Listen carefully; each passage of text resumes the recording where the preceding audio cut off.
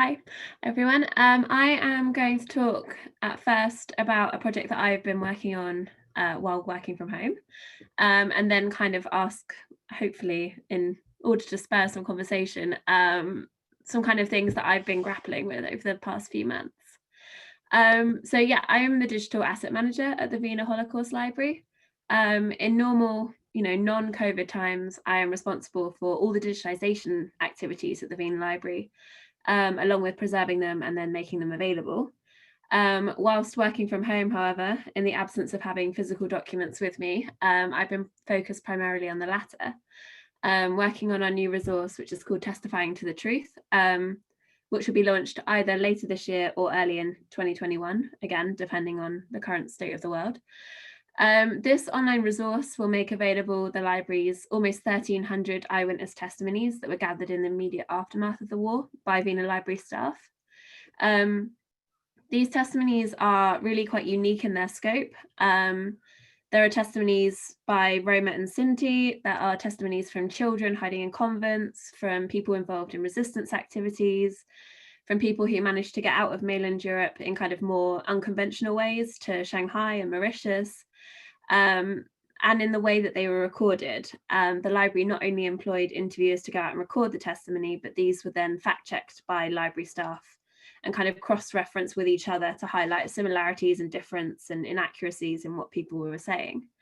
There's also a variety of formats, so some of them are simply letters, some are huge kind of books, hundreds of pages, some are admittedly, I don't know, quality-wise variable in terms of like poetry and songs and kind of other creative outputs.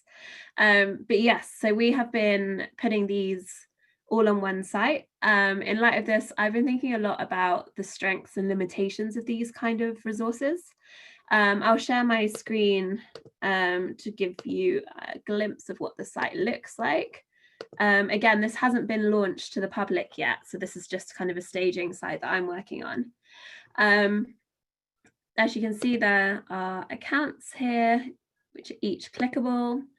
And then on the side, we have an original scan, which you can filter through to the next image, alongside transcriptions and an English translation. These translations have been done by a team of volunteers. Again, so what you were saying, Christiane, about kind of the possibility of crowdsourcing with digitized material is something that we've definitely found has been useful. I'll just stop sharing this at the moment. In terms of strengths, let me just find my notes. Back to Testifying to the Truth. These original documents are predominantly in German, but also in French, Italian, Czech, Polish, Hungarian, kind of a whole array of material. And then again, just as a little bit of context into kind of where I'm coming from with this, I've just finished a course at King's in digital asset and media management. So I'm really interested in reconciling kind of the academic practice, the best kind of theoretical thoughts behind digital archives with kind of the reality on the ground, which is time and money and staff, and the fact that in the vast majority of cases, we can't really do things as perfectly as we would like. So the strengths of sites like this are immediate. So people can obviously browse this unique collection from the comfort of their own home. In terms of staff, it's definitely cut down on our time. We no longer have to provide copies to individual, or we will no longer, rather have to provide copies to individual people who contact us, which in the case of the ones that are hundreds of pages long, really save us time. And then also this was a kind of a pilot project for us. It was one select, relatively large collection for us, but a self-contained project. And then we've learned a lot, which we are now implementing on as we're building a larger digital library, which will highlight kind of items from our photo library, pamphlets, things like that. But on the other hand, I feel like the negatives perhaps get less recognition. So at small institutions like the Vena Library, we can't systematically digitize our holdings and make them accessible. So one criticism leveled at archives more generally is that some material is privileged over others. Not everything can be described in minute detail or situated alongside an in-depth kind of explanation of the historical context. And this is even more the case with digital materials. So if you have a funnel where you have all of our collections up top, then you have the ones that have been catalogued to an appropriate item level in the middle. And then from this select material, then it gets the ones that get digitized and made accessible.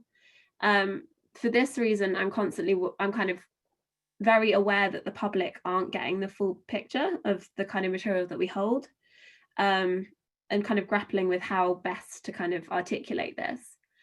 I mean, part of the problem for this is that funders want to fund complete projects. So they want you to catalogue and digitize and make available specific collections.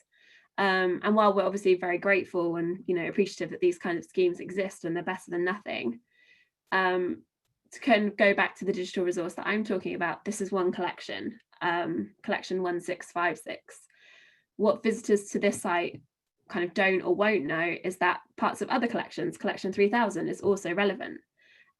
This collection 3000 is all of the correspondence that went alongside this project. There's a lot between Wiener library staff and other people working at early Holocaust institutions. I mean, there's a lot with Hermann Langbein from the Auschwitz Committee, for example, that people just won't be able to access in the same way.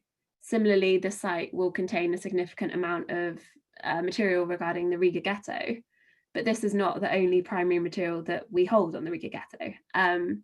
So it's kind of balancing this with increasingly high expectations from the public. Obviously, once you've digitized and made one thing available online, it's kind of hard to understand why everything is or cannot be.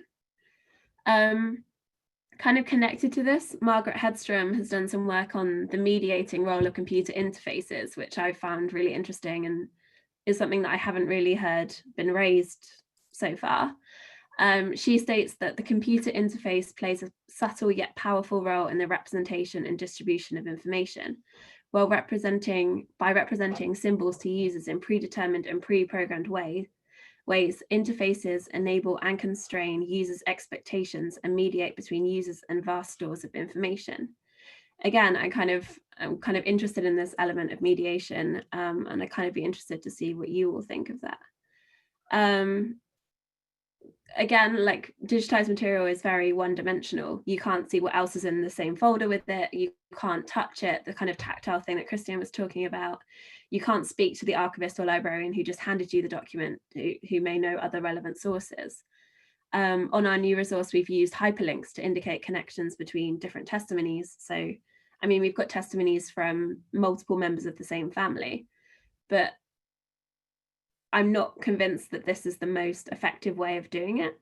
When the site launches, I'd be very interested to see whether people are actually clicking on these hyperlinks. I mean, we know that digital resources aren't read the same way that books are. You know, people don't scan from left to right down the page.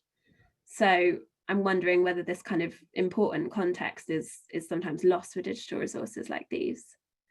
And then within the wider world of digital humanities, lastly, there is, I think, an assumed level of digital literacy, both from people inside archives and for users in the general public. And it's my impression that this assumed level of knowledge is higher than the reality. I mean, I spend quite a lot of my day when I'm usually in the office helping fix printers and, you know, this kind of thing. So coming to events like this where people are talking on much more high level complex ideas, sometimes I think there's a lot of groundwork that hasn't yet been done. I mean, I think this area is hugely exciting. I'm really interested in kind of mapping projects and the kind of examples of statistical analysis and big data, things that people are working on. But yeah, I mean, I think perhaps smaller institutions and community archives, we need to be open about the way that we are inevitably privileging certain material in the way that we put things online, and find a way to do this which satisfies or at least kind of tempers public demand, which is obviously huge because you're all here today.